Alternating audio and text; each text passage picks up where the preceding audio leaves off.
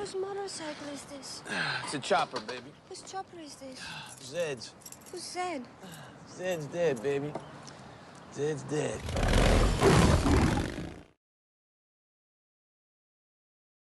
And action!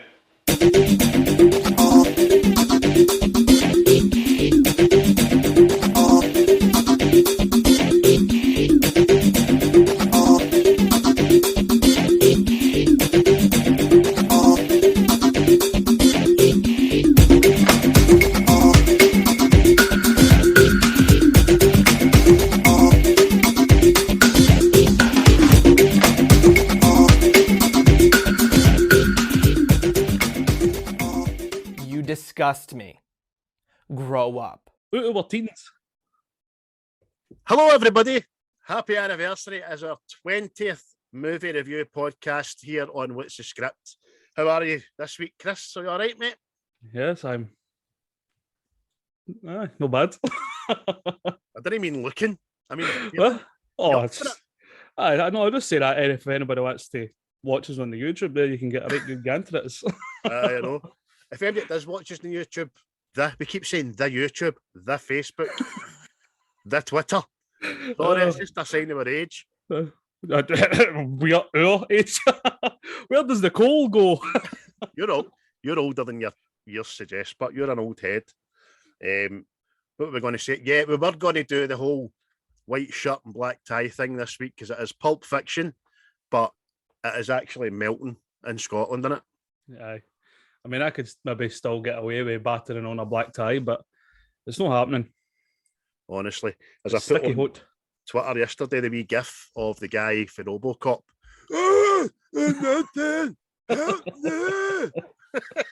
That's what it was like work yesterday. Oh. I was secreting fluid out my body for orifices I wasn't aware of. You know what I mean? See, that just reminds me. See, when we were younger, you used to come out the bath, but you were in that long, you went all that wrinkly way. That's good. Aye, well, your ma tried to put you in the bath and it was the temperature of lava. Aye, just that fine red line right across you, came out looking like a fucking drumstick. Aye, pulling your scrotum out of your head and all that. So, as you've probably guessed, we are from the west coast of Scotland, which is, well, central west Scotland, Glasgow. Scottish movie review. And we're making no apologies for our accent. You just have to get on board with it, you know. We're doing this week Pulp Fiction, as I keep saying. I've said that about 9 times already, mate. First off, before we get into it, how does this film mean to you? Where does it rank without rating it yet? This, again, with my dad, it's another connection, because I remember for being young watching this. You know what I mean? Probably shouldn't have been watching this, but then again, I was a 5-year-old that used to have Species on repeat. So, as what it is. But, well, I was saying to you last night, I've got the CD, but I remember back then him having the cassette. Yeah. Like you say, you know what I mean? I had the cassette tape of the soundtrack as well, because it'll probably get lost in my review about the music behind this film. All Tarantino films are pretty decent, man. Well, better than decent, to be honest with you. The soundtrack in this is exceptional, isn't it? Aye, definitely. I mean, that's how. See when Guardians of the Galaxy came out. Yes, and people were like that. Oh, the soundtrack's amazing. This is the way it's going to be for films. You a better soundtrack now. You're going. None of you seen the Pulp Fictions there. No. But even Reservoir Dogs, I still play songs of Reservoir Dogs, man. I know. Again, I had that on cassette, and even the interludes between songs, it was the radio station, wasn't it? Aye. They were pretty decent as well. Super songs of the 70s by the behemoth. Little green bag. Boom, boom, boom, boom, boom, boom, boom, boom, boom, boom, boom, boom. That's still one of my favourite songs, man.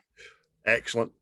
And in fact, Guardians of the Galaxy has one of the Reservoir Dogs songs on Quill's playlist, but can't remember. Just I had it on this morning for the boys. Anyway, so Pulp Fiction, mate, to me as well, it's an iconic film in the 90s. It kind of I got it on hooky VHS, and I never stopped watching it, man, until it was unwatchable kind of thing. But it just opens up, doesn't it? And it gives you an explanation of what pulp fiction means, doesn't it? And it's basically describing a scud book. Aye. I just mass of bullshit. I never found a nudie book in the bushes and went, oh, there's some Pulp Fiction, chaps. Shall we away to our den and touch ourselves and think of things? To the wanking station. On what? Set phasers to chug.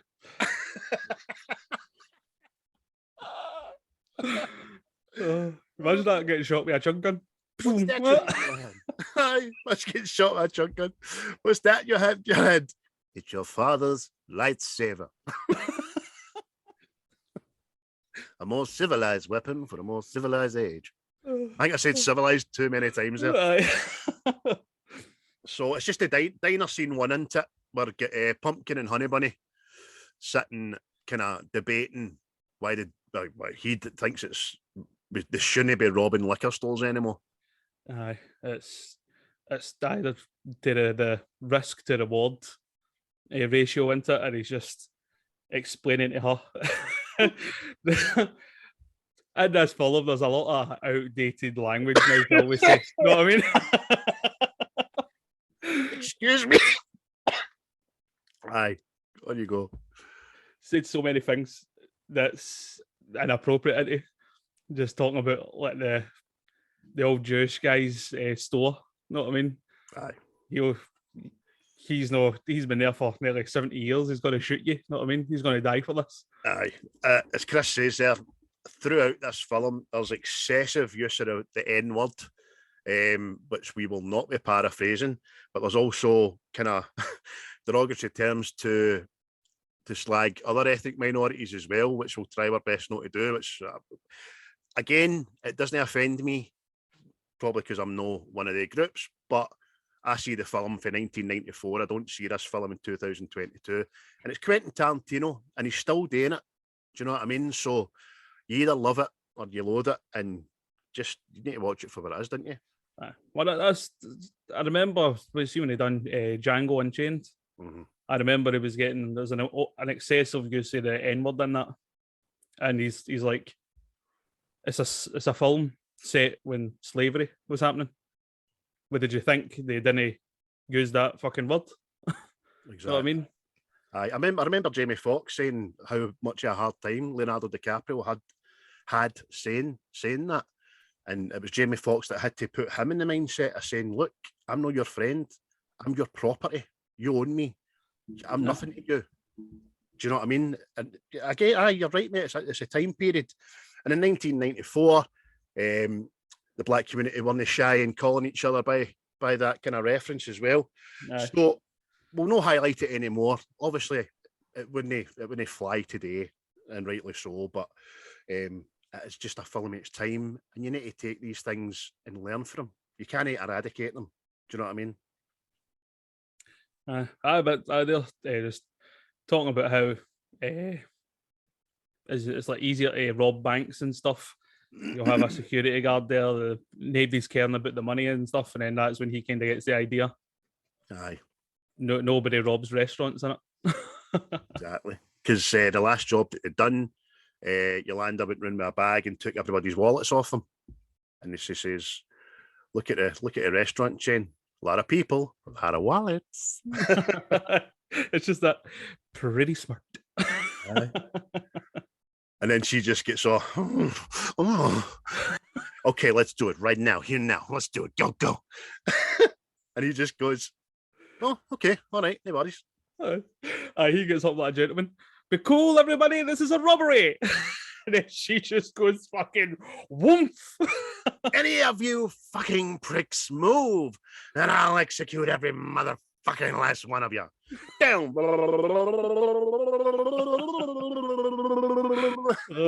That's very unprofessional, gargling your throat at this point. I wasn't gargling. The old fellatio. Aye. I don't remember it. There we go. So it's the big intro, obviously. And as I was saying to you, I mean, you probably watched this 100 times. I've probably watched it 100 times. I picked up a couple of wee things. Even in the intro, I did not realise that Danny DeVito was one of the guest producers on this. No.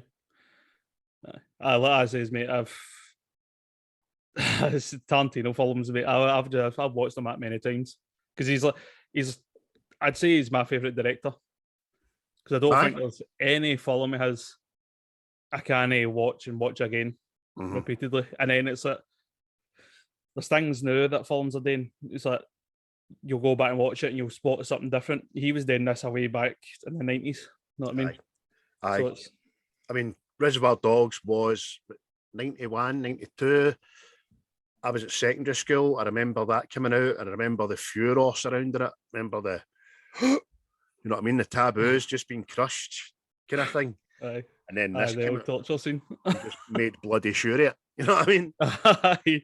Well, that was it. I remember watching an interview with Quentin, and he's like that. In the 80s, it was all like Pally, PC, and stuff, much like it is now. And that's not the films I wanted to make. No. So he's like that. I think it was Miramax, wasn't it, that brought Reservoir Dogs out? Right. They weren't going to release it because of the whole Mr. Blonde torturing the cop scene. And he's like, well, this is the movie. So put it in. I've got another 10 studios there willing to just go, no worries. That's it. And so like, Eric kind of set the tone for films after that. Exactly. I mean, like Quentin, I just don't understand why you would want to make a film and no try and give the most accurate portrayal of what you're trying to put into people's heads. I don't get it. I really don't. But he does it. And yes, we'll laugh and we chortle. And it's brilliant. Do you know what I mean? So keep doing what you're doing, Mr. T. So after the intro, mate, it's Jules and Vincent in the car, isn't it? Aye. Vince is just back in the country after coming back from Amsterdam. For what reason, I don't think we're actually told, are we? Well, no, but I just surmised that he's been kind of put out there to cool off. Aye. Because he's been getting police or something, I don't know. And as well, he's I don't know if it's now common knowledge now, but he is Mr. Blonde's brother in this Tarantino universe. What? Aye. Really? Aye. There was actually going to be a film with Vince and Mr. Blonde in it, set before Pulp Fiction, but they just scrapped the idea. I think it was because Michael Madsen. Aye, John Travolta and Madsen were too old to reprise younger selves. Oh, so there we go. See, I learn every day, man. Well done. That's the Trivia King right there. Hitting you with that, folks. Did you know about that? I didn't. But obviously, a lot of film Twitter all about, yeah, I socially knew about that, you know, yeah. Got the uncut version there. Yeah, I've got video recordings of them in the toilet and shit, you know. See, I actually think as well, I can't remember right, but I think Michael Madsen was supposed to be in John Travolta's place. Right. But he turned it down to do Species, I think it was. Okay. So that's how you end up with John Travolta. Or it's Samuel Jackson, but I think he always had Samuel Jackson in mind. Aye. We spoke briefly last night via the means of WhatsApp, didn't we, after we watched it and noted it and stuff, and I just, because we're watching it a wee bit more in depthly, easy for me to say, just kind of, you really soak in how amazing Samuel L. Jackson is in this film, isn't he? Aye. Well, as I said to you last night, that's definitely his best work. Aye. It's flawless and natural, and dialogue's just tremendous, man. I mean, he's brilliant in all the Tarantino films he's in. Because like what we'll talk about with Django, he came out and defended Quentin. And he says, well, Quentin can be racist because in every one of his films, he makes me the smartest character. Yes, exactly. even old Steve, you old bastard. Stephen, sorry. Aye. I'm doing my best not to say Stephen stuff here, man. So that's it. He's just back from Amsterdam, and he's sitting telling Jules about all the little differences, and he's because they've got the metric system. He says, "Do you know what they call a quarter pounder with cheese over there?" No, quarter pounder with cheese. Nah, fuck, they got the metric system. Royale with cheese. Jules loves that, doesn't he, man? Royale with cheese. Aye. And then he goes, instead of ketchup, they use mayonnaise, which I can tell you as fact. I've been in Amsterdam and it's just, you get it with fucking everything. Aye, the Dutch are mental for it. Aye. I used to work in Glasgow Airport. One of my jobs was clearing the KLM for Holland every night, and everything that was just left over was drowned in mayonnaise, man. And the big old egg things as well. I love their eggs. Aye. But that's quite good. He says, what did they call a Whopper? I don't know. I didn't go to Burger King. Like it's a look down on it sort of thing. Aye, so on this while they're on their way to, we know his name, we didn't know his name at the time, but it's Brad's house, isn't it? I think it's actually Brett. Brett, aye. Aye, but aye. Let's get trouble with names, haven't we? Aye. Bernard. Aye, Bernard. Aye, but they're talking about going up to this job, aren't they? And Jules is like, we should have shotguns for this job. Mm-hmm. And they're talking what sort of blah blah. So there could be 5 guys up here. Yep. Aye. We should have fucking shotguns. And you see, even before they get in the front door, there's a lot of single shot, which shows you that Travolta and Jackson's dialogue and line retention and all that's amazing, man. Character as well, because it takes them all the way up the stairs. They go to the door, and then they don't go in right first. They go to the end of the corridor, just have another wee conflab because they're discussing Antoine and what happened to Antoine. Mia Wallace, who is their boss, Marcellus Wallace. Marcellus. Aye, Marcellus. And that's what I was going to ask you, that if this is like a thing. So it turns out that Antoine gave Mia a foot rub. Allegedly. So the rumour was that he was thrown out a 10-story window because he gave Mia a foot rub. Which leads straight to debating is you don't touch another man's wife's feet. It's just a fucking foot rub. Aye. Travolta's good in this, isn't he? Because he's winning. He's getting Samuel Jackson into his thinking. Do you give foot rubs? Don't talk to me about foot rubs. I'm a foot rub fucking master. I got my technique down on everybody. I don't be tickling or nothing. But it's just, what's he say? would you give a man a foot massage? Fuck you. That's him. Hook, line, and sinker. But that's what I think is good about Tarantino's movies. He gives you scenes and it's just like 2 normal people talking. Mm-hmm. It's like, see how when you look at other films and it's like, oh, it's dramatic. This is, oh, dun dun dun. You know what I mean? Right. It's just like 2 people having a normal conversation. Like me or you. I mean, because this is all, they're talking about Antoine being thrown out the 4-story window for touching Mia's feet because Marcellus has asked Vince to take Mia out and take her for dinner and stuff because he's busy, you know what I mean? So that's how it all starts, which is quite funny. So he gets them anyway and they go to the door and they get let in, don't they? Yeah, wee Marvin lets them in. And it's just, see, this is award stuff. Aye. In itself for Samuel Jackson. It's just, there's intimidating and then there's friendly intimidating. Mm-hmm. You know what I mean? It was like, these guys don't know if they're safe or if they're in trouble. You know what I mean? Because the guy that's lying on the couch, he goes, no, relax. Sure.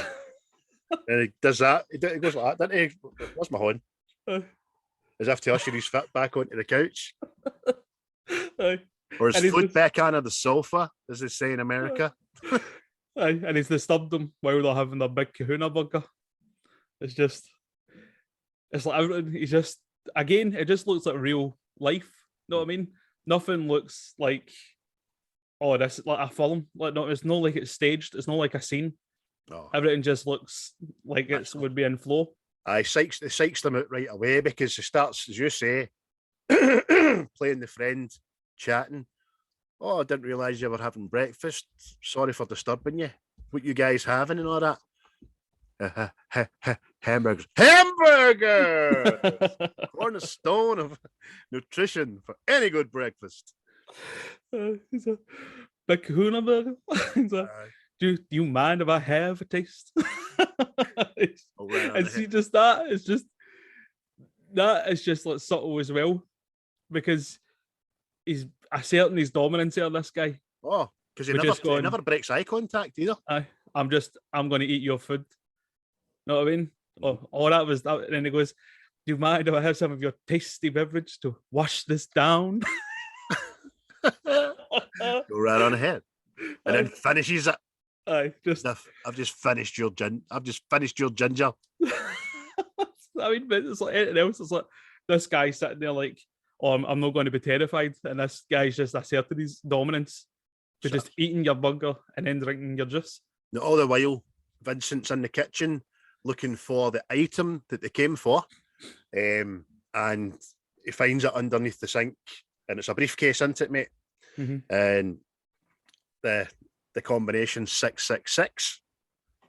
Aye. And he opens this up, but it's just, oh. Yo, Vincent, do we got it? Do we have it? Yeah. We have it. So it's the big myth and movie legends that what is in the briefcase, because whatever it is, it's glowing, gold. There was an interview with Tarantino who said it's whatever you want it to be. You look in the case and it's your utmost desire. And then you told me last night, and I looked it up, and you're quite true, that there's a strong indication that it is Marcellus's soul. Yep. That he sold to the devil to gain prominence in the underworld. Which kind of goes in hand with the fact that Marcellus has got a plaster or a band-aid on the back of his neck, because when the devil takes your soul, he takes it from the back of your neck, apparently. Aye. So you kind of blew my mind with that last night, mate, and I like that. I like that a lot. Aye. But see when he's talking to Brett as well. He's like, do you know what they call burgers in France? And he goes, because of the metric system. And he goes, check out the big brains on Brett. Smart motherfucker. That's right, the metric system. So it's then the mood kind of changes, doesn't it? Because wee Brett just starts rambling. I'm sorry, I didn't get your name. I know you're Vincent, and we didn't want to do anything. And all the while, Samuel's just going, pulls his gun out, shoots the guy in the couch. Oh, I'm sorry, did that break your concentration? Because I remember watching that at the time. Just not seen that coming. You know, did the guy in the couch? Oh, mate, it just goes to everything's cool and fine, blah, blah, blah. And then the next thing, it just goes 10 on the scale, you know what I mean? Aye, first thing he says to Brett is, tell me something, Brett, what does Marcellus Wallace look like? What kind of language is that? He goes, what? English, motherfucker, do you speak it? What? Say what again? Say what again? I dare you. I double dare you. Oh, mate, it's fucking what I seen, man. And he goes, what does Marcellus Wallace look like? He's black. Yeah. What else? He's big. Does he look like a bitch? What? Bang right to shoot up. Oh, mate, it's fucking. It's funny, but it's also like. Aye, you're on your edge, man. Sake, you know what I mean? It's just fucking. And then he's just got that. It just starts rhyming off that Bible verse, doesn't he? Just before it, does he look like a bitch? No. Why are you trying to fuck him like a bitch, Brett? Marcellus Wallace don't like being fucked, apart from Mrs. Wallace. And then, as you say, and this is one of the things I noticed, do you read the Bible, Brett? And you see Vince in the background just going, all right, okay, here we go. And he puts his cigarette out. I didn't notice that ever before. So obviously this is a tried and tested method. We find out at the end of the film it is. But Vince is obviously well in tune with it. Here we go. The speech is coming. Aye. He just recites after his Bible verse in it. Just, I'll rain down on thee with furious anger. Aye. Just, I used to have the T-shirt with on it, but I could not remember it. And I wasn't for writing it down at 11:30 at night last night. So it's just the end bit. I will rain down with thee with great. I can't remember. And the two of them just unload on Brett. Finn's for the back and him for the front. aye. That's the end of wee Brett. But Marvin's all right. Wee Marvin, he's cowering in the corner, isn't he? But, Aye. it just cuts to a different scene into it, and you're looking at Bruce Willis, who is Butch Mm-hmm. in this movie as his character anyway. And you can just hear Ving Rhames' voice, Aye. who is Marseilles, as just reciting him that. No, that's just pride fucking with you. Know what I mean? Bruce Willis is one of my favourite actors, right? Mhm. And in this film, more than anything, I like him in a lot of things, obviously, but everything he doesn't say works in this film. He's got this look about him. He's just staring through people all the time, man. As you say, Ving Rhames is just chiming away. You get the gist of the fact that Butch is taking a bribe to take a dive as a boxer. And as you say as well, Ving just says, you'll feel a sting. It's pride fucking with you. Fuck pride. Aye, and he's just because again, does it eventually pan behind Ving Rhames in that scene? Aye, that's where you see the band-aid. The band-aid for the first time. Aye. And it's just this envelope of money goes, you understand? Aye, I understand. I would appreciate. Meanwhile, Do you want to, are you my man? I'm not Aye. going to say the other word. You my man. Certainly appears so. In the fifth, your ass goes down. Say it. Then you'll get Vince and Jules in it. They walk into the bar. And you, How to get introduced into it. That wee guy opens the door. Vince Vega, my man in Amsterdam. Get on in here. Jules, my main man in Inglewood. Get your ass inside here. Yo, man, what's up with them clothes? oh no, mate. It's like a game show host. And on tonight's episode, Vince Vega, the man in Amsterdam. Oh, mate.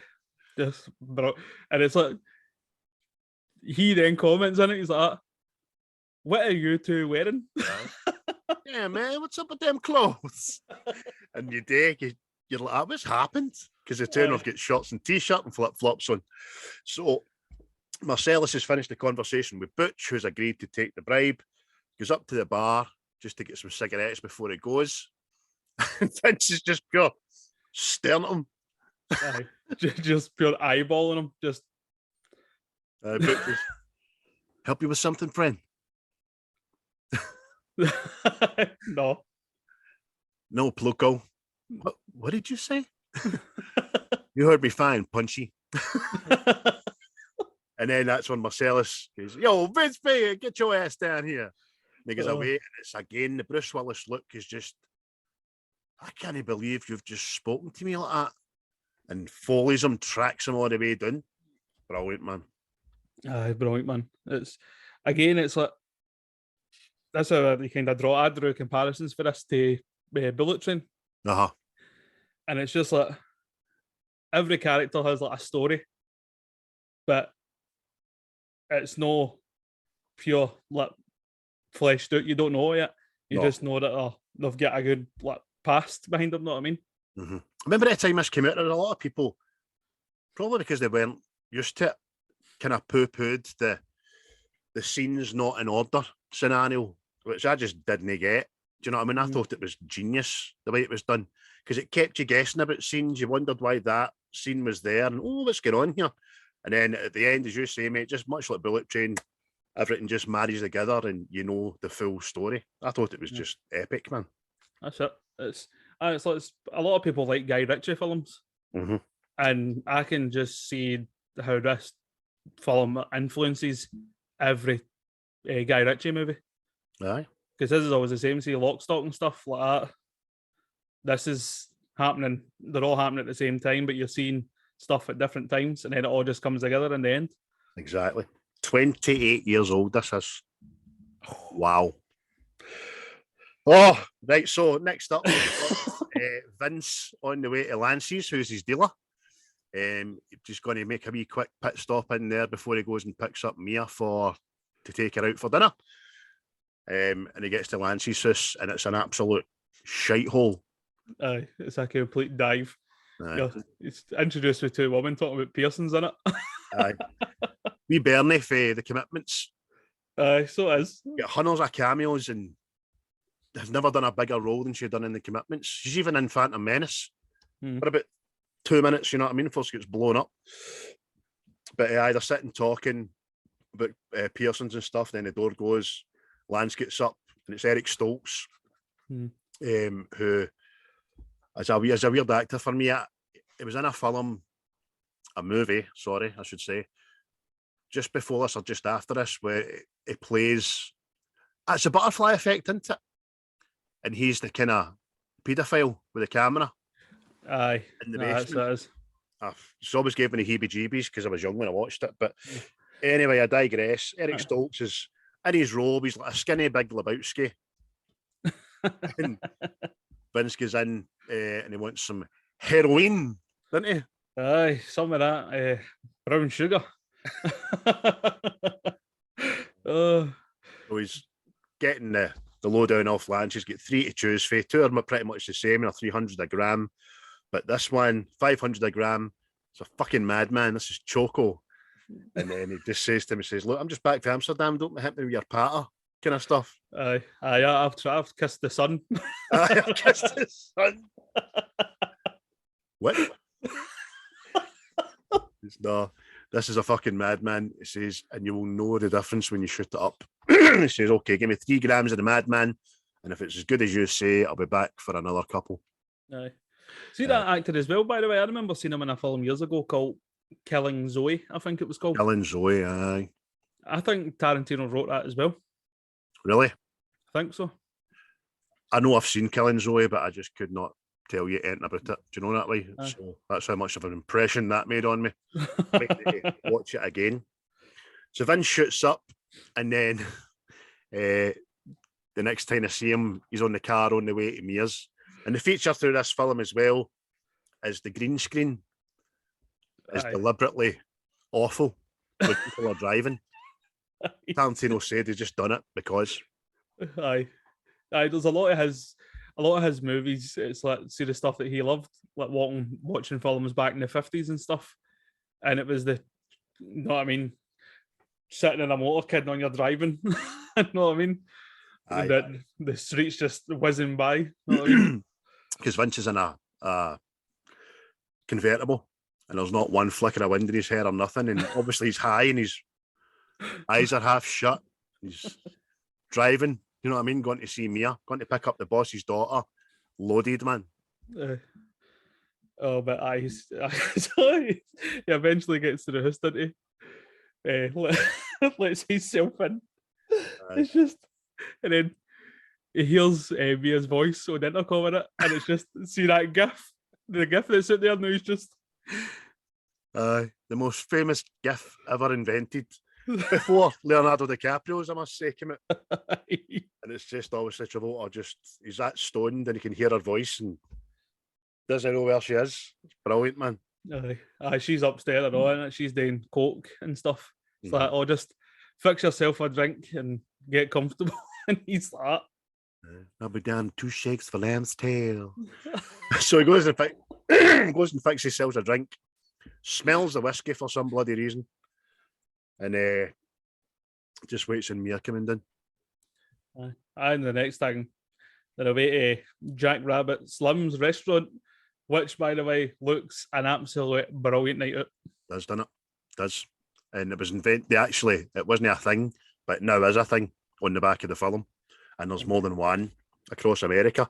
I think there's some in Europe as well, dotted about the place. But that would be my ideal night out. Can I go into a place like that? 100%, man. You need to dress up for it and all, wouldn't you? Aye, but who doesn't like to dress up? I know. Aye, definitely you. Your TK421 helmet behind you. TK421. When should you post? So they're in Jack Rabbit Slim's. Just they requested a car, so their booth's a car, which Mia finds no bother. As again, it's a single pan shot, which is great about this, and it follows Vince, who's still stoned out his nut, walking about the place, just taking it all in and seeing like famous actresses and stuff for the 50s and 60s. Aye, it was just like that. How much of this is me stoned? Have I stepped into a different, you know what I mean? Have I stepped into a different dimension here? What's going on? Aye.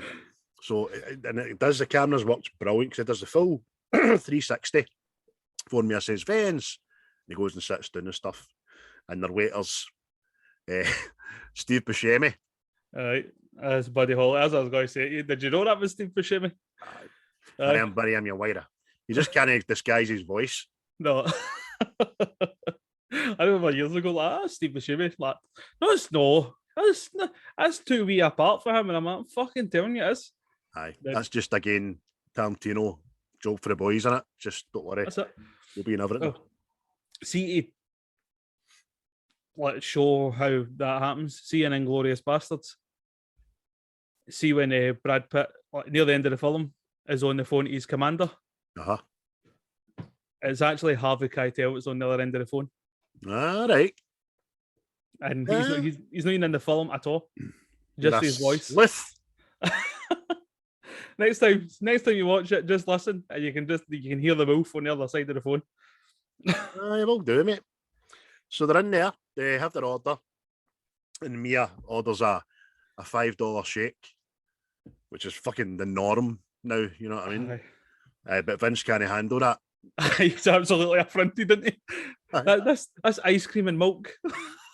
$5. Milk and ice cream. Must be a pretty good fucking shake. And he starts rolling. And you can tell he's been to Amsterdam because it's drum tobacco he's got. The stuff you can get in these stuff you can get in the forge. Yeah, the good stuff. Aye, good shite. He's rolling his a wee cigarette, and she says, "Can you roll me one of them, cowboy?" And he's like, "There you go, cowgirl." They're just having some back and forth patter. They're waiting on their food. And long story short, they have a wee bit of silence, don't they? Aye, and she's, just hate that uncomfortable silences. And then she makes it more uncomfortable, but she goes, that's when you found somebody perfect. Mm-hmm. And you're like that. What the fuck are you? What are you doing? Know what I mean? And I think he kind of clocks onto that like that. Mm-hmm. Oh, yeah. You're fucking dangerous, you. Aye. Just before that, they get their drinks and he asks to taste some of her milkshake. $5 shake. And he takes a sip and then another sip, doesn't he? He's astounded by his findings. What do you think? It's a pretty good fucking milkshake. You see, before that as well, does he know asking about a pilot show? It does. To be enough. And see, watching that last night, I was kind of wondering if that was like the inspiration behind Kill Bill. Because of the knife thing? Aye. And it's just the whole, there's like 5 of them, they're like an elite squad sort of thing, you know what I mean? It was just like that. Aye, I thought that myself, and they're all kind of femme fatales. Aye. That's right. So she's done a pilot, Fox Force 5. Her speciality was knives and telling a joke at the end of the thing. May asked about the joke. She's like, no, it's too embarrassing. It's rubbish. She'll never like it. But they talk about uncomfortable silence. She says, I'll tell you what, why don't you think of something to say and I'll go and powder my nose. Literally. So every female is in the toilet snorting coke. she does this, doesn't she, when she snorts it? It must be good shit. She goes like this. God damn. Take a damn. I say, goddamn. Touches everything but her face. So it's what we say. Oh, that'll fucking put hairs in your chest. Goes back and sits down and oh, don't you just love it? Come back for the bathroom, your food's there waiting for you. And he says, well, look, I think we're very lucky we got anything at all. I don't think Buddy Holly's much of a waiter. It's just, then Vince mentions the whole Antoine incident, didn't he? Aye, have you thought of something to say? And he's kind of embarrassed. He goes, yeah, I did, but you seem like a nice person, and I don't want to embarrass you. And she's like, well, wow, you really get something to say. Chit chat. But in the end, look, she just makes it like it's ridiculous, isn't it? And she's like, so you think Antoine was flung out a window for giving me a foot massage? Aye. She's like that. He said, all like wee sweetie wives when you all get together. Aye, you're like a little sewing circle. I like it when she says this as well. She says, the only thing Anton ever touched of mine was my hand when he shook it at my wedding. You know what I mean? Whatever was said between Marcellus and Tony, only they two know about. Do you know what I mean? Aye, so she kind of put it to bed that that's just bullshit rumors. But it's like our actions through this, like after it and stuff, you're like that. I don't know.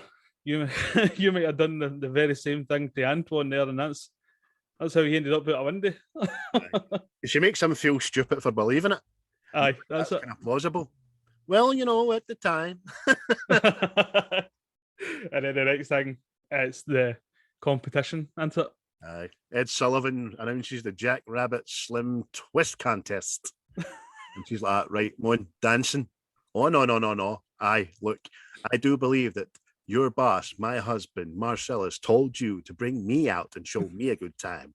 I want to dance. I want that trophy. Dance good. Okay. And just these mad dances in it. Which again, that also came iconic, didn't it? Aye. And then the song, I still play that song, the Chuck Berry song. Definitely, mate. I mean, how many couples have been out at Halloween? How many couples will go out this Halloween dressed as Vince and me? I know what I mean. And again, that dance scene was ad-libbed. Aye.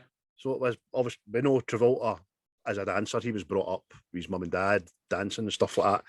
And it's just minimal effort with maximum effect. Really is. Aye, apparently he went through about 20 pairs of socks. No wonder, because the ones he was wearing, the toes are coming out them. Aye. All frayed and shit. And he's buying $1,500 worth of what is it? Heroin. And he can't get a good pair of socks at a Primark, you know. 2 for £1. But she's gone to town, man. She's all hair and doing that, and he's doing everything. Do you know what I mean? Just everything's kind of, again, minimum effort, maximum effect. Absolutely brilliant. She's all shaky and stuff.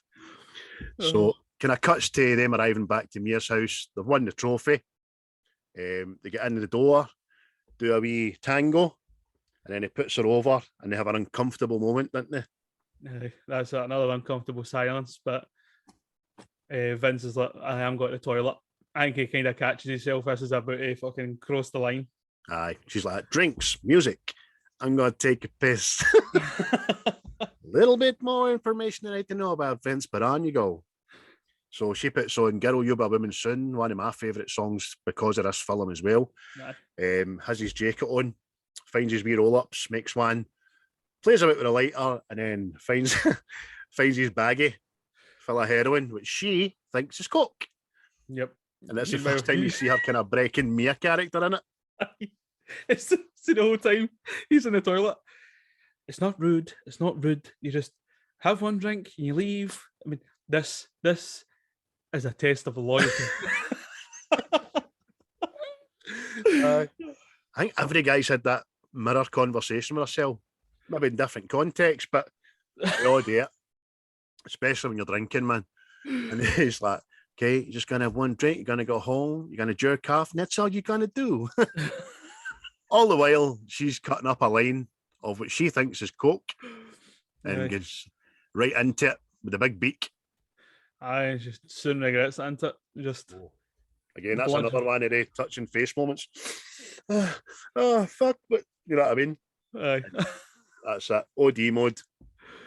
Aye. Eyeballs rolling to the back of the head with a bloody nostril. And it's just It's been there a while, man. I know.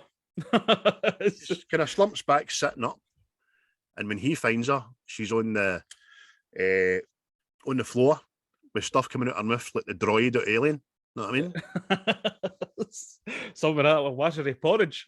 Oh, it's disgusting. So it is. You just hear him panicking in it. He's like, "Oh fuck, god damn, right, we need to go." Oh shit! Fuck you, Mia! Don't you fucking die on me! See, this whole bit, mate, it is fucking comedy gold. By the way, it's just he starts phoning his drug dealer, and he's sitting with a bowl of cereal, just watching absolute shite, going, "I'm no answering that." Just he's fucking funny, and it cuts back to Travolta. He's full panic mode. Answer the fucking phone, Lance. So he eventually answers, didn't he? And he's like, "I'm on my way to yours." And he's like, "Don't you bring some fucked up junkie bitch to my house? It's your problem." And he's like, "No, I'm on my way." And then he goes like, "Did he? Wait a minute. Is this a cellular phone? I don't know you. Prank call." And then the next thing, fucking just the camera just follows him when he opens. He's like, he's blind on his door, and you just his motor just cuts across the garden. Boom! Fuck you! And he's like, "What the fuck's the matter with you?" And he's dragging like Mia out the motor like a dead body. I know. And then fucking drops her. Like, "You don't bring her into my house." Aye. Oh mate. You know who Marcellus Wallace is? Yeah, of course I know. Now, I will be forced to tell him that you did not help me. And then see if you look at the motor, it's crashed into like a column outside the house. I know. Oh, Full mate. Wobbits, man. Aye, fucking mental. So they get her in. It's all turmoil. It's all Trudy, Lance's wife's been a fucking bitch, man. She's like, "Who's she?" Oh, it's like she's ODing. Get her the fuck out of here. And then in this hovel of a house where it looks like it's a storage unit, man, he's looking for a little black medical book. Oh, That's mate, see something that bit? to get it. Oh, little black medical book. A what? A little black fucking medical book. Well, you're not going to find it in there as a shithole. See that My bit? He's fucking talking, way. he's talking to John Travolta and all. He's like, "I've never had to get a shot before. You've never had to get a shot before. Ronnie's died before." He's like, "Go get the fucking shot." Because okay, you're gonna have to bring it. Gonna have to bring it down in a stabbing mode. Well, I got to stab her 3 times. No, yeah, I got to stab her 3 times.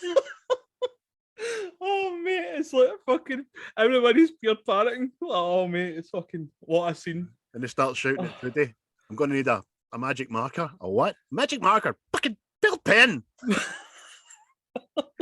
So he grabs the syringe off of Lance, snatches the pen off of Trudy, and draws a wee dot on Mia's chest. Oh, And- mate, see the size of the fucking needle.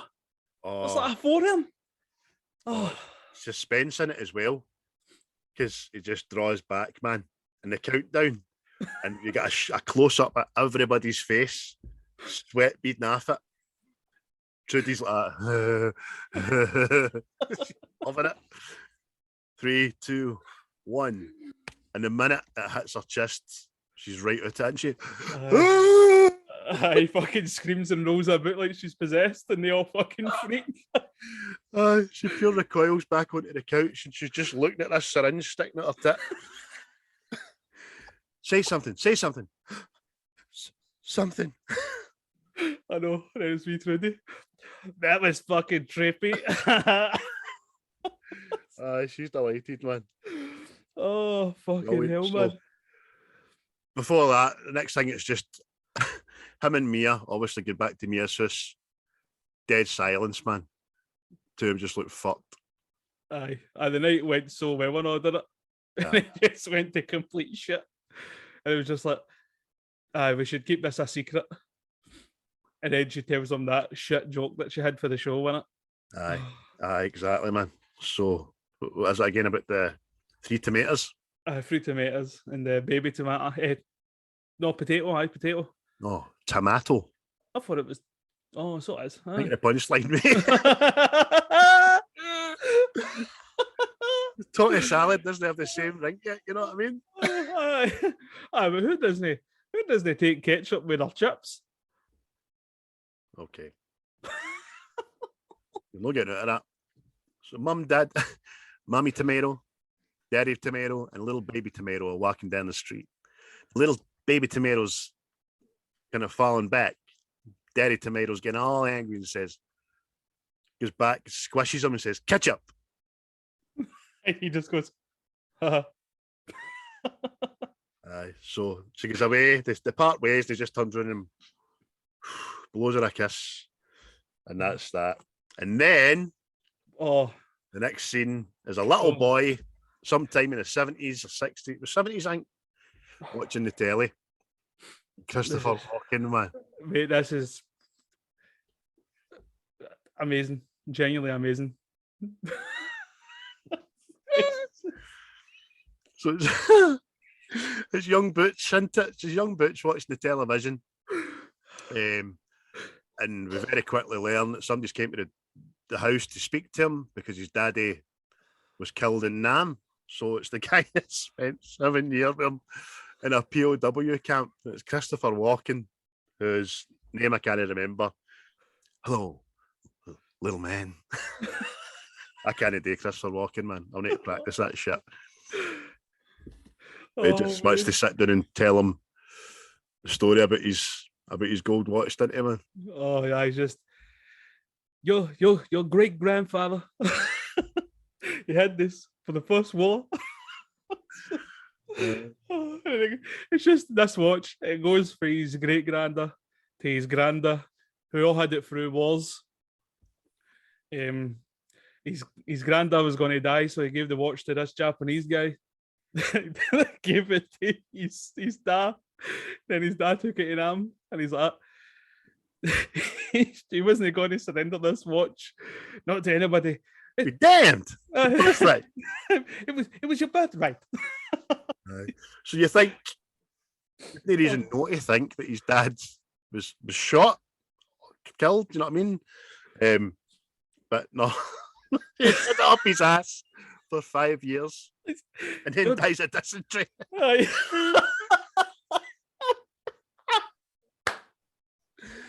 Oh, so the witch killed his dad. Oh, Jesus Christ! Your dad had this watch up his ass. then I had it up my ass for 3 years. 2 uncomfortable years. This watch. He keeps doing that with the watch. I now pass to you. And then it's ding ding, and present day Butch wakes up just before his fight. But I guess he just like that, Christopher Walken. He's no integral to the story. It's just this. He give you this backstory to a stupid wee object for the next part of the film. Mm-hmm. Just brilliant, man. It lays the importance of the gold watch, which we'll come to realise in just a moment. So Butch wakes up in his dressing room pre-fight. This is the fight that he's agreed that he's going to take a dive for Marcellus for. And then it just fades to black as he walks out into the ring, leaves his dressing room even. And then the next thing you know, he's jumping out the back of the auditorium into the bin. Aye, it turns out that you hear the commentary, can't you?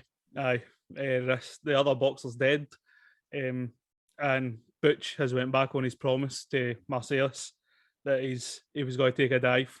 So the money that Marcellus has gave him, he's placed with 8 different bookies on himself, and he's done the guy in, and you can hear the commentators talking that the other guy's actually died, so he killed the guy, man. Aye, and he's in this taxi talking to Esmeralda Villalobos. She's like, I want to know what it's like to kill a man. It reminds me of On a Top for GoldenEye. So she does. What you tell me what it is like to kill a man? That's brilliant, man. Okay, make a deal with you. give me one of those red apples, I'll tell you all about it. That's a fag. He's dripping wet, sweat and all that. And he just says to her, like, I'm going to tell you, I've just found out half of you. I don't feel the least bit sorry about it. You know what I mean? Aye. So she gets him to where he's going, which is a motel. Thanks her and gives her a wee bung to keep her mouth shut, kind of stuff. We've had a wee quick pan to the dressing room where Marcellus is looking for him. And Vince sees Mia, just says, "How you doing?" "Yeah, I'm good. How are you?" Just, I forgot to thank you for dinner. Let's not mention that OD scenario. And Marcellus's wee right-hand man says, how do you want to handle this? And he says, "I'm prepared to scour the earth for that motherfucker." Butch goes to Indochina. "I want a guy in a bowl of rice ready to pop a cap in his ass." Oh man, see for Ving Rhames and all, but Ving Rhames doesn't get enough, like, a lot of screen time with it, and he just does. You can believe that he is this big fucking kingpin. Know what I mean? He plays a top part, man. He really does. You're right. Actually, is like Kingpin. Really is. Because everybody knows who he is, and obviously runs the city, man. And they're all fear to him. You know what I mean? So, Butch is back at the motel where he meets his girlfriend, which is Fabienne, the wee French girl. A bit of back and forth about fucking pot bellies and shit. And it's showing you one side of Butch in it, how it's all lovey-dovey and he can be this nice, caring person, blah blah blah. What a temper, but then she was like, "Will you give me oral pleasure?" He says, "Will you kiss it?" Yes, mate. You first. It's fucking, oh, what one? Oh, but it's like he's in the shower. Oh, mate, No, retard. Don't call me retard. My name is Fabian. Fabian. Shut up. Oh, fuck, man. Aye. But then they're talking about how they're going to run away together, isn't it? What country they're going to go to. Mm-hmm. And he passes out on the bed. She's out in the bed to her brushing her teeth and then wakes up to the sound of her brushing her teeth and the sound of the television as well, which is a kind of war thing on its own. And again, this is something that I kind of didn't really notice before. When he's looking at the war scenario on the television, her reflections in it, and he can see her kind of getting shot, and it freaks him the fuck out. Man doesn't like it. Turn his shit off. You know what I mean? Yep. And then he goes to get himself ready, doesn't he? And then it's just, this is where you see the twist. Yes. In his personalities, because he can't find this ass watch. Shitty wee watch. And he just fucking totally flips, did it?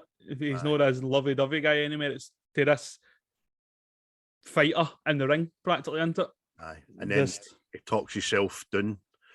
It's not your fault. I should have got the watch. I didn't highlight the importance. I'll need to go back and get it. And she's like, "Oh no, he's got to go back to the house." Well, no doubt the bad guys will be waiting for him.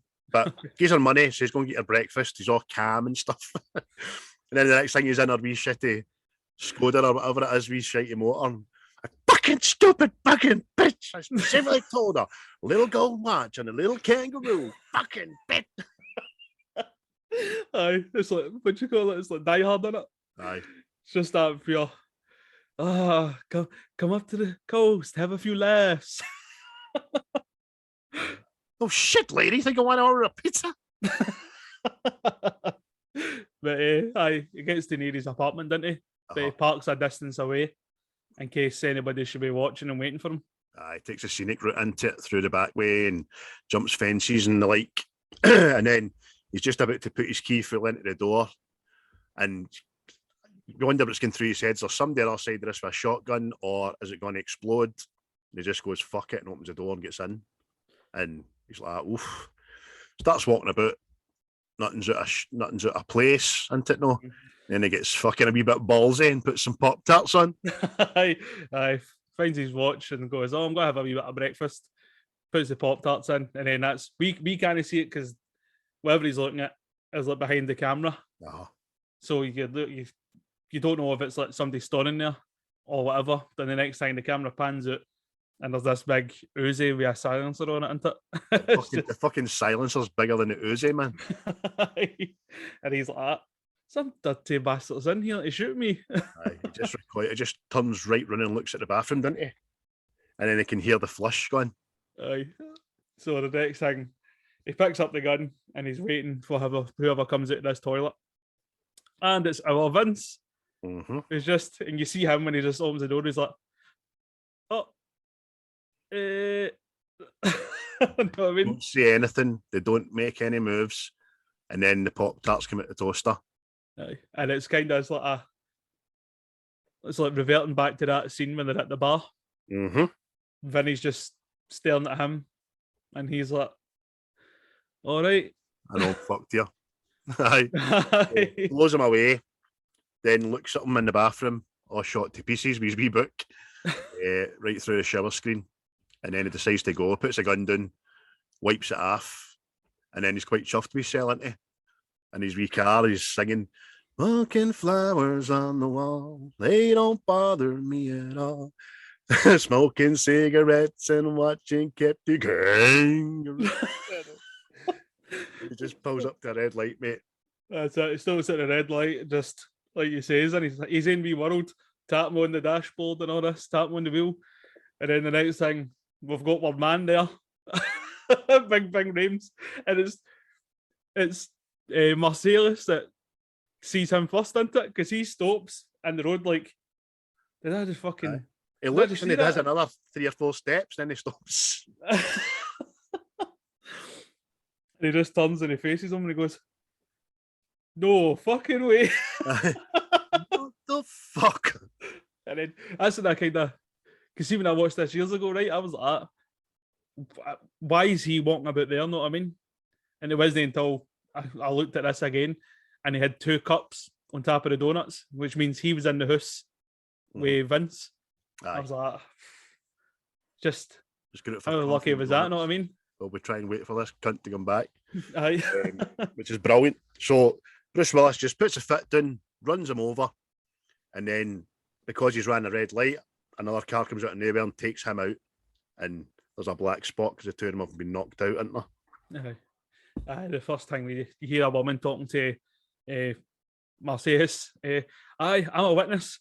That guy was drunk off his ass. Just he's like, who? Him. And it cuts to Butch. He's got his nose burst open and all that. He's got ice, and there's 2 people helping him. It cuts back to Marcellus, and he's like, motherfucker! And whips out this big fucking gun in it. He's just bang. But unfortunately, his legs aren't working. Aye. So other places like what do you call it? Is it Wurzel Gummidge, man? Shoots and hits one of the innocent bystanders, and Butch tries to run away. He's got a goose leg as well, man, and the chase ensues. Mate, it's just, see that, I know, it's funny, but you can tell it's like kind of serious at all, because the 2 of them are concussed and can't run, you know what I mean? Because he's trying to shoot him and he's falling there and shooting. You know what I mean? Butch ducks into the kind of Army Navy store, doesn't he? It's like a kind of pawn shop in it, and it's just waits on fucking Marcellus coming in, starts punching hell at him. Feel that sting, big boy? That's pride fucking with you. And he's like, he's about to shoot him, isn't he? So it's always about to get their head blown off, and then you hear this shotgun. Aye. And it's the guy behind the desk going, no, you'll all be fighting in my shop, mate. Nobody kills nobody in my store, man. And then he says, come over to the counter, and knocks Butch out. And then he goes and phones Zed, and Marcellus is just losing consciousness, isn't he? And then the next time they wake up, the 2 of them are tied up, gagged. Oh, I've got they ball things in their mouth with the heat straps, man. They just give me claustrophobia every time I look at them, man. Because the 2 of them have got burst noses. Like, how are they breathing? Aye, it's just it's not a good look. Oh. But that's the guy that knocked Butch out. He's sitting there like, well, we're just waiting on Zed coming, and then we'll get down to it. And you're like, oh, they're in for it. And I just noticed, I know, what was hanging up behind him on the wall. I never noticed that before. But Zed comes down, asks what happened. He tells him, says he was going to shoot him, chasing one another, blah, blah. And he goes, bring out the gimp. but the gimp's sleeping. We'll wake him up. And it's just this sort of still camera. You're looking at Butch and you're looking at Mercedes, and they're two like that. Oh, fuck. And you just hear him messing about in this room with a box, isn't it? You can see him, the kind of blurred vision of him getting into another room and opening a box. You're like, what is this gimp thing? And he pulls it, obviously, what we all know is the gimp now. And it's a guy's head to toe in PVC, leather, chains, whatever it is, and can't even see his face. He's got the mask on and all that. And he brings him out and ties him to the kind of rafters.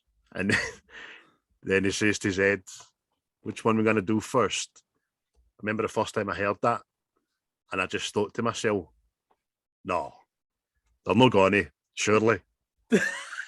No. Mate, this is it.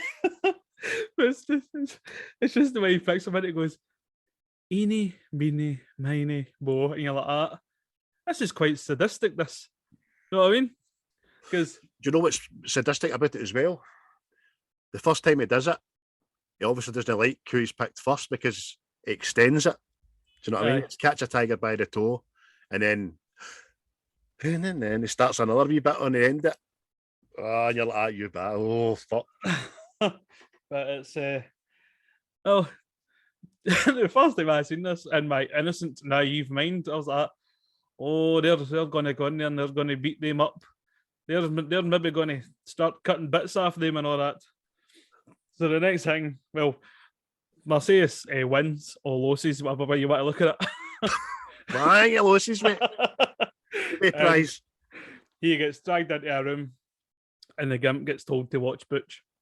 Aye. So the next thing, the door shuts and Just it's hear, just... before too long, you can just hear the noises and the gimp's laughing like fucking. He's like, because he's got his mouth zipped shut, isn't he? Just, yeah, boy, yeah. Shut up. You're like, oh no, man. That's when Again, still, I'm oblivious the first time I seen this. I was just hoping it wasn't what I thought. You know what I mean? Aye. So, long story short, Butch comes out his ties. Because the gimp's got a big mask on, he can't shout. He just knocks the gimp out and hangs him because he's attached to that. So, knocks him out and he hangs himself. And Butch is about to go out the door and escape when he just has the attacker kind of male models just sinks right in, doesn't it? Aye. He's like, nah. Even if he is an enemy, he's like, I can't leave him to be subjected to this. No man deserves that. Aye. I was going to blow his head off half an hour ago, but that shit's not going down, man. On my watch. So it's like the first thing, he grabs a claw hammer and he goes, oh, that'll do. And then, sees a baseball bat. And he goes, oh, then the chainsaw. And then that's when he sees this big samurai. And he's like, oh, that's the tool for me. So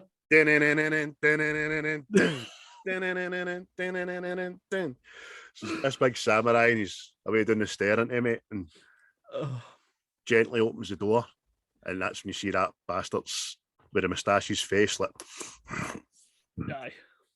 to get his shot and all that. That's it. Zed's horsing into her Marcellus. He's raping Marcellus. Two of them are mad rapists. You say it that way.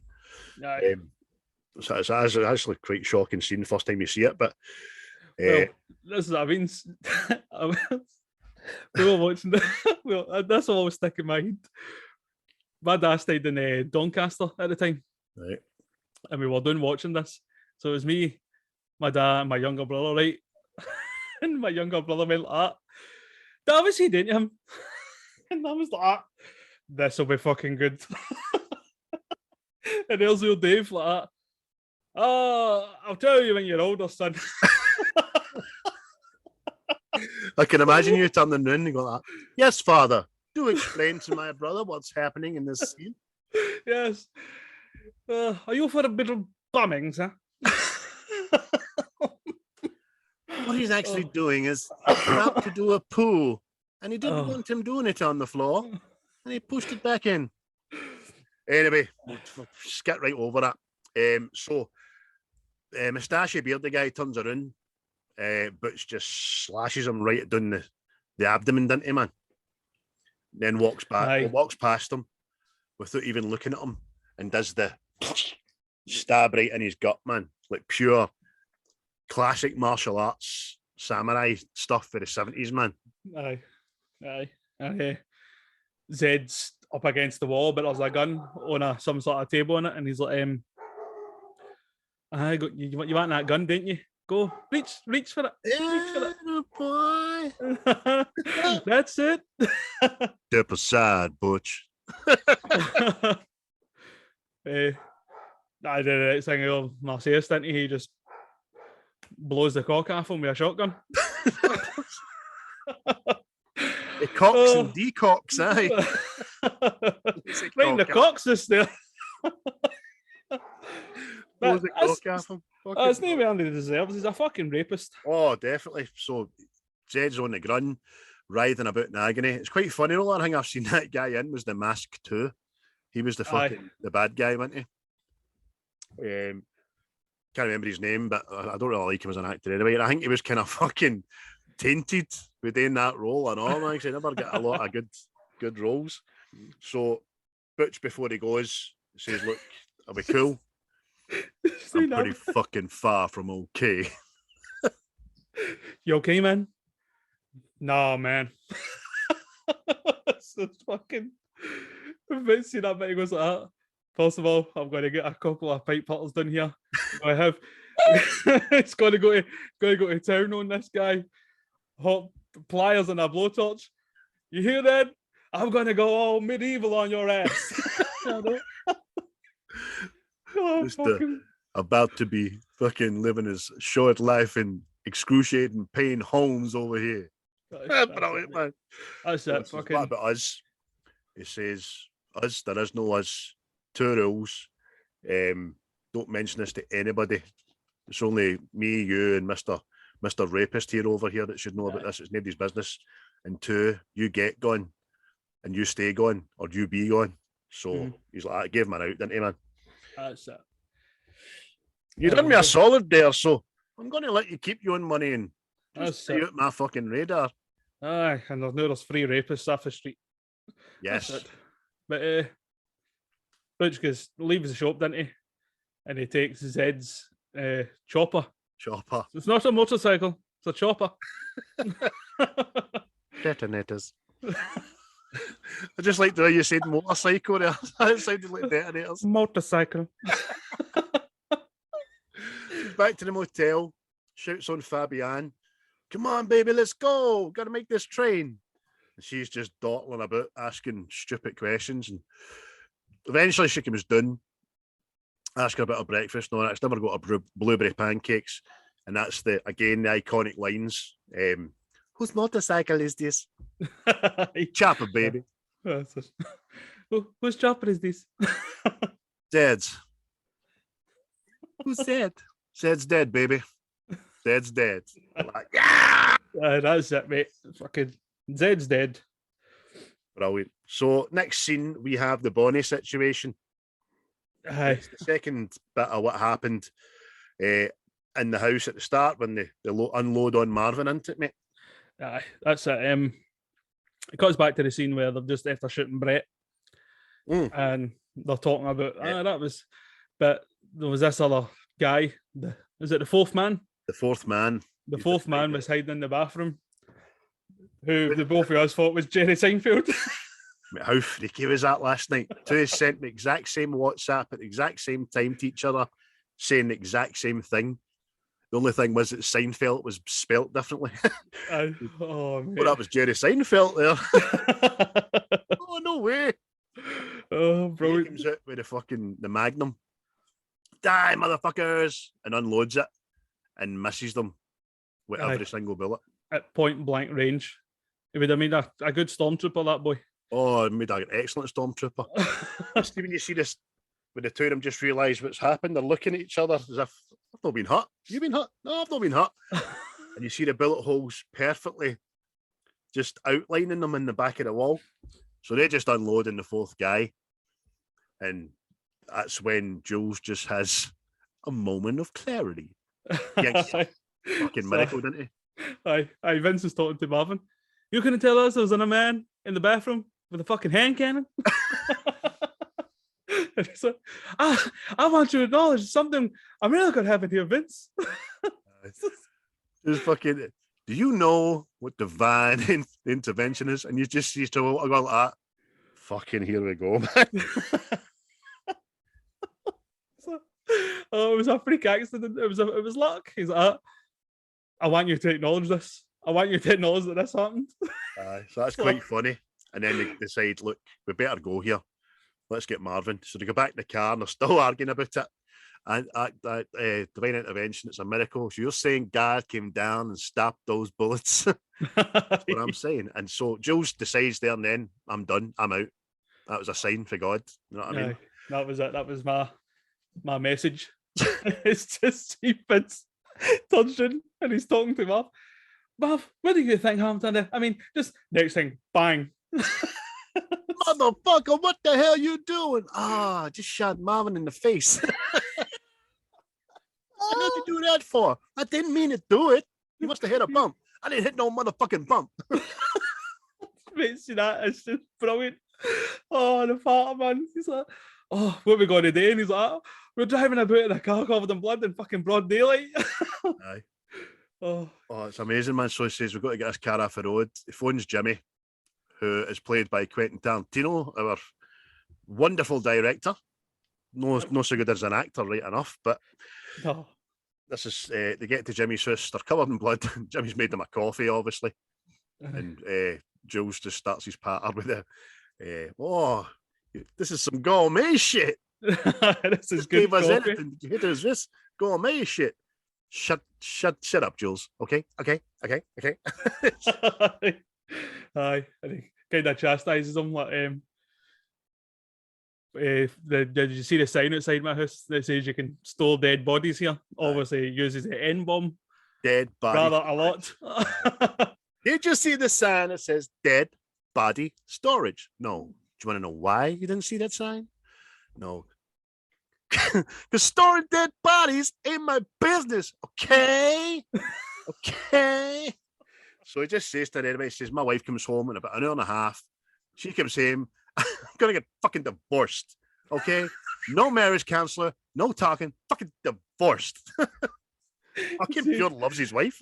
This is the message out there again, said to everybody. People are more scared of their wife coming home, finding out that they've been up to something bad, than getting caught with the fucking police. Amen. Although I think I could have probably watched that show and says, look, just so you know when you're walking in here the day, hen, a couple of homies are getting a bit of a bind. I think she'd be all right with that. As long as the Wayne's weren't about. But no, you're right, mate. Secrets are not good. So they decide that, fuck, we've got to get something done. Jules phones Marcellus, who looks like he's on a fucking yacht or a balcony in the Caribbean with Mia having breakfast. And he's just telling the severity of the situation. I don't want to hear that shit off you. What I want to hear is, chill out, Jules. Relax. I'm on this motherfucker. So he says it back to him, then he says, and I'll be sending the wolf directly. You're sending the wolf? Happy now, motherfucker. That's all you had to say.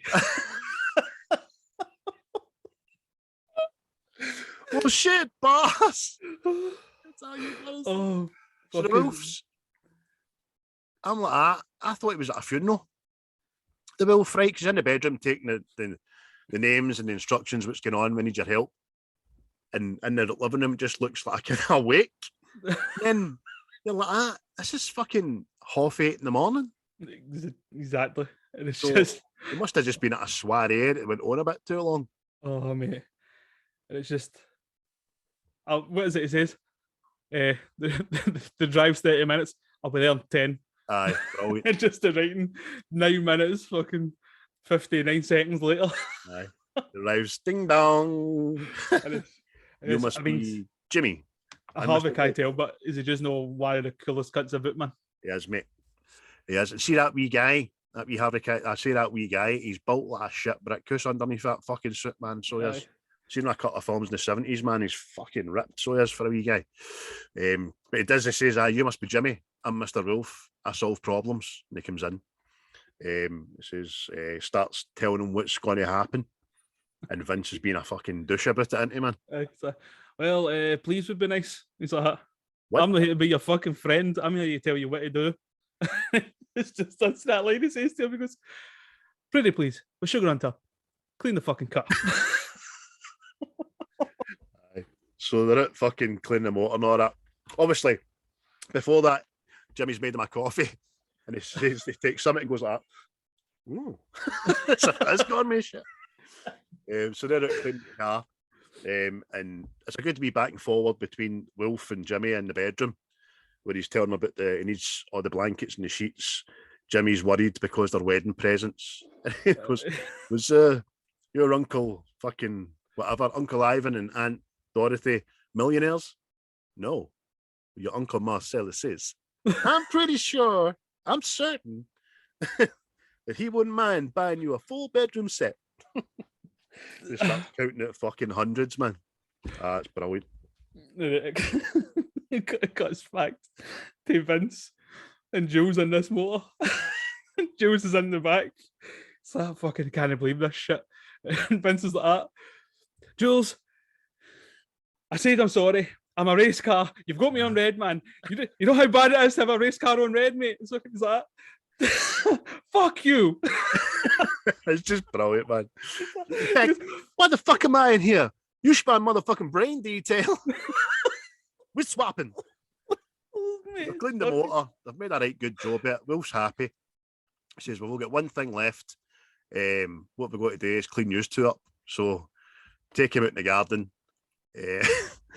Says, strip down to your pee-pee, you know what I mean? Put all your clothes in this bag. He says, don't worry, the bag's going with us. And then it says, get him the soap. And it's, what did it, I'm pretty sure you guys have been to Juvie. You know the drill. Here we go. Or is his bits of brain and skull off of him, man? Just and then cuts to the next scene. That's when you see them. Well, we did see them in the bar with these stupid t-shirts and that on. Mm-hmm. And Jimmy and that are sitting laughing at them. He's like, oh, they look like a couple of dorks. And he's like, what your clothes, motherfucker. You look like, what do I look like, Jimmy? Dorks. You look like a couple of dorks. Yeah, laugh it up, motherfucker, to your clothes. But again, next scene, they've drove the motor to Big Joe's Monster Junkyard or something like that. Aye. And the car and the body are wee Marvin. They're gone. Aye. You know what I mean? Seen no more. The evidence is away. They're in the clear. They've just got their wee brown bags with their personal belongings in them. And they look like a couple of dorks. So Winston, who's Mr. Will's first name, offers them a lift. The two of them are going totally opposite ways. He goes, I see something in your future. A cab ride. So he fucking zooms away in his fucking Ferrari or Porsche, I can't remember what it is. And Vince says, do you want to have some breakfast for me? I could go some breakfast. And that's when we go full circle and we're at diner, the same diner we started with, and it's the exact same moment, more or less, isn't it? But the two of them are having their breakfast, mate, and they're still discussing the miracle, aren't they? That's it. Jules is still saying he's retiring. And Vince is having this debate with him. And he's like, so you've decided to become a bum? Oh, no, I'm just going to walk the earth. I'm just going to walk the earth. No, like Kane on the TV. Just before that, annoy says to Jules, hey, man, you want some bacon? Nah, man. Why not? I just don't dig on no swine, that's all. I consider it a filthy animal. So, would you call a dog a filthy animal? Wouldn't say motherfucker's filthy, definitely dirty. Dog's got personality, goes a long way. Would you eat a dog? Oh, mate, I just sewed up stuff in it. It's just like Jules's whole arc in this. He's now at the other end to become somebody else. He wants to atone for his for the rest of his life. So Vince decides, I'm going to go take a shit. To be continued. I say that I know sometimes. I'm going to take a shit. I don't know why Americans, it's quite funny, the language. Why are you going? Where are you going to go and take a shit from? You know what I mean? Why are you going to take a shit? Are you going to the shit shop to take a shit? I don't get it. Whereas we go and we have a shit. You know what I mean? Yeah. And that's this week's Nod to America. But when Vince goes to the toilet, this is obviously the Tim Roth and his missus. They've decided to rob the diner, and it's the same diner. Everybody be cool. And this is a big faux pas in this film because she gets the lines mixed up. Any of you fucking pricks move, and I'll execute every motherfucking last one of you. But this time she says, any of you pricks move, and I'll fucking execute the fucking lot of yous, or something like that. Aye. So she fucks that up, which is, can just imagine Tarantino getting told about that and going, I fucking leave it in. Know what I mean? Well, you know, fucking monkeys. Aye, so they start going round into it, taking everybody's wallets, putting them in this big rubbish bag, and that's when Tim Roth, well, his character, notices Jules in it. Yep. Comes in and takes his wallet and he goes, "What's in the briefcase?" "Nothing. Can't get you the briefcase." "Well, you're going to need to open it." So he just ends up pointing a gun at him, and he's forced to open it, isn't he? He says, "Is that what I think it is?" "Yes, it is." And then he just fucking grabs him, pulls him down, and puts a gun to his face. And we pumpkins. Honey Bunny, she's gone mental. So he's got a gun to his face. He's explaining to him, normally both your asses would be grass, man. He says, but I've had some pretty weird shit happen to me today, and I don't want to kill you. Kind of hang into. Aye, that's it. He says that verse to him, doesn't he? That Bible verse, and he says, I started saying that to people because I just thought it'd be something cool you say to people before I blow them away, but now I've been thinking about it. Mm-hmm. And he's like that. I am the wrath of evil people, mm-hmm. but I'm trying to be the shepherd. But I'm trying, Ringo. I'm trying. That's how so he's saying to him, I do this for a living. I kill people. Mm-hmm. I'm giving you a chance to fuck off. Vincent! Vincent! Back the fuck up, Vincent! Back the fuck up. He's like, if you give that man that money, I'm going to shoot them all in principle. You ain't shooting shit. So he does. He gives him money to his wallet. Asks for his wallet back. He says, you can have everything, walk out of here. We'll all be cool. He says, but I can't give you this briefcase because it's no mine. It doesn't belong to me. So kind of Pumpkin and Honey Bunny decide that it is a good deal, and they walk away with their haul, including his $1,500. So I think he made a good score out of that. Aye. So which wallet is yours? The one that says bed, motherfucker. I've so very nearly bought that over the years, man. It's too dear. Well, I bought Real Boz of it for a Christmas thing. Oh? We were done a Secret Santa. And you get that. Can't mind what I got. Oh, I got the light up Star Wars thing. All right. See, man, see when he says what we're going to be, we're going to be cool. And he says, we're just going to be three little fansies over here. What's the fancy like? He's cool. How you doing, baby? I gotta pee. I want to go home. Okay, we're nearly done.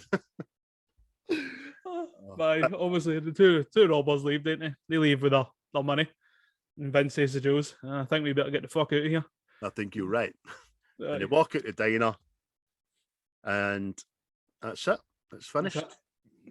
And it's 2 hours, and nearly 2.5 hours that film was, which I didn't realise again until last night when we kind of watched it in noting fucking mode. So absolutely brilliant. Obviously, there's hundreds of scenes in patter that we didn't touch on because I'm waiting for my kids coming back for the park. So we need to wrap this up in the next 5 minutes. Awesome film, man. It'll remain in my top 10, I would imagine, to the day I perish, unless some very good films come out in the next however long I've got left to live. Oh, I like it when you finish on a high, optimistic note there. I know. Sorry, I was just thinking about death there. I know. Film, score-wise, mate, what you getting at? Score-wise, it's a straight 9 for me. I'm coming right in the Definitely a 9, man. bang on 9. It's up there, as I say. I can't remember. I think I gave Batman a 9-2 or something to Batman this year. I thought it was fucking brilliant. And Elvis, I know, I was just a wee bit over it, but aye, so good, man. It's one of the films, if I ever happen upon it in the television, it will never be turned off, man. Aye. That's it. Soundtrack, acting, story, everything. There's even a wee bit of mystique to it because that thing about the briefcase, that's what just people have leaned towards, know what I mean? Mm-hmm. It's never actually been that's everything, know what I mean? And it's like it kind of started like the Tarantino verse, if you know what I mean. Aye, So it was part of a world. definitely. So it was like, Actually, I like what you told us there about Mr. Blonde. Do you know what I mean? That was groovy. And also, I found out this week a theory about the Marcellus doing a deal with the devil, which I fucking think's brilliant as well. And it all ties in. I mean, there's other shit out there, but nothing substantiated, and you never really see anything coming out of Tarantino's mouth, apart from what I said years ago when he says just in bed. I think it was just deflecting the question. Look, it's anything you want it to be. Just it's your heart's desires in that case. You know what I mean? Everybody's different, which was a good answer actually to shut somebody up. But aye, straight 9, mate. Thoroughly enjoyed it. Glad to have watched it again last night. And next week is my pick. And I've ordered my prop for it as well off Amazon. We're going to be doing next week. We're going to be doing Gladiator. oh, Eventually getting round to it. Before we started this, guys, I said that was going to be done pretty quickly because it's one of my all-time favourite films. But we just went off on other tangents and stuff. So, aye, Russell Crowe, 22 years ago, looking the shit. Spaniard. Happy with that? definitely, mate. No watched it in a while. It'll be tremendous. Will be tremendous. Considering the rumour is that there's a Gladiator 2 coming, but No. I don't mind remakes and follow-ups to a certain extent, but there's just some that unless it's going to be biblically epic, you just shouldn't fucking mess with it. Maverick kind of changed my mind, obviously, with a follow-up kind of thing, but I don't know how they're going to follow up this, mate, to be honest with you. Yeah, I've just been a money grabber. Aye, we'll talk about it more next week, but this film just stands the test of time. It really does. Absolutely brilliant. So I'm away to try and make myself something to eat. What you doing for the rest of the day? You going to go and see Nope? Yeah, possibly. I'll possibly go see it, yes. Break up the day before the soccer ball there. The soccer ball. Yes, our soccer team are playing football later in a soccer match with some other chaps that play soccer matches. And we would very much like our team to win said soccer match, you know. Yeah. We need to fucking win it convincingly. Getting back out there next week. Right. But and again, it's only us two know what we're talking about here. So big thanks again, everybody who's liked and commented, followed us on all the socials. We'll get a shout out this week to the boys at Chat Tsunami, who are fellow Scottish movie critiquers. I listened to your podcast yesterday on the Pierce Brosnan era of James Bond, and it was pretty funny, man, pretty good. And I couldn't kind of disagree with them. They said that it was the worst punned James Bond out the whole saga, and he fucking was. I didn't like Pierce at all. The limited actor in my eyes. Aye. Oh well. There you go. Aye. So Gladiator it is for Gladiator next week. for 21st. For the what? Have- Oh, have you 21st. Aye, fuck's sake. Well said, mate. Have you ordered what I was going to order? A lesser version. I couldn't I might afford the. Aye. I might just need to order that now because you're doing this. Well, the one I got it's off Amazon. It's under £6. Well, I'll get this one in and I'll get it to you. No, that's too fucking expensive, mate. Don't be daft. I'll come up and stay with you and I've never where to put it. I'll come up and when I come up and like have a sleepover and we swap masks and shit. Put your lights out. Fucking brilliant. Put my lightsabers on. Oof. Right, anyway, we're talking shite. Aye. See you later, guys. Thanks for watching. Thanks for listening. Cheers. Later. Cheerio. And action!